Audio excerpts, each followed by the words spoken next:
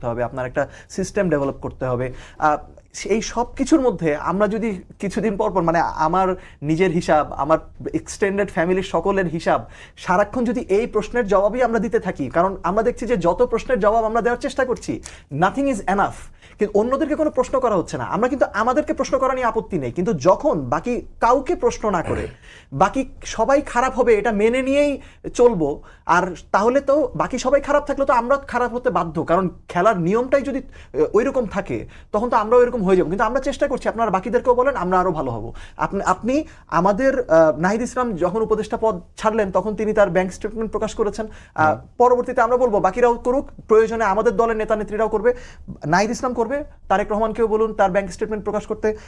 আক্তার হোসেন করবে, মির্জা ফখরুল ইসলাম আলমগীরকেও বলুন করতে, বা ওইদিকে নুরুল হক নূরকেও বলুন তার ব্যাংক স্টেটমেন্ট প্রকাশ করতে, শুধু তার না সবার করতে, আমাদের তো কোনো আপত্তি নেই।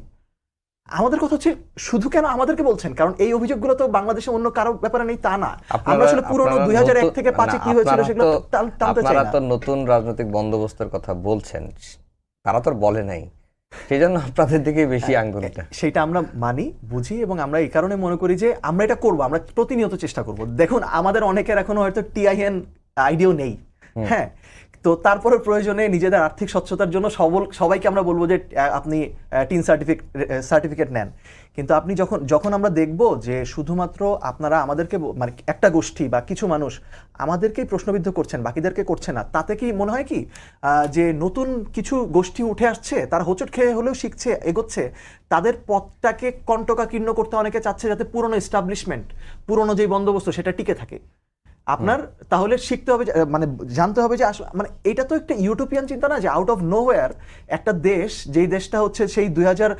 1999 সাল থেকে দুর্নীতিতে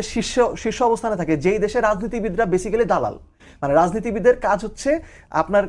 জনগণ তার কাছে আসবে, সে সরকারি লোকজনের কাছে যে একটু ফ্যাসিলিটেট করবে, এবং সেই ফ্যাসিলিটেট করার মাধ্যমে সে নিজে যদি